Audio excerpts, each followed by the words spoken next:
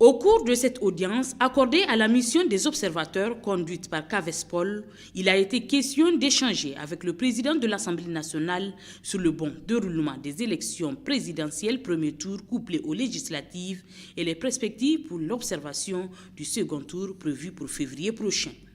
Et notre présence aujourd'hui à l'hémicycle s'inscrit dans le cadre de lui remettre la copie de nos différentes déclarations qu'on a déjà eu fait pour la première phase.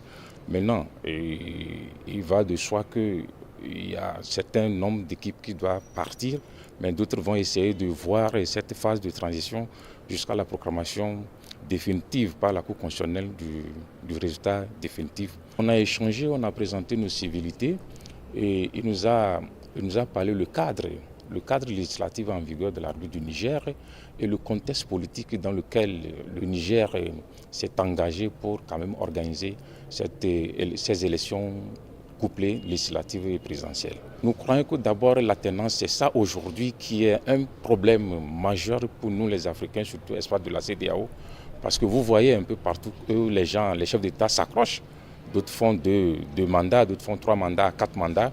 Et ce n'est pas normal pour nous, les acteurs non étatiques sur le plan africain. Nous luttons contre ça.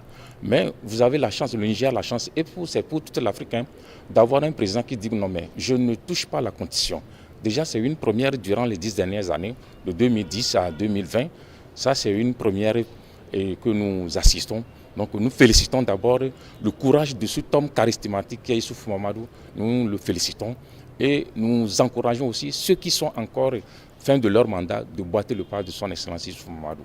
L'audience s'est déroulée en présence du directeur de cabinet du président de l'Assemblée nationale, Abdou Madougou, et du secrétaire général, Boubacar Tchemogo.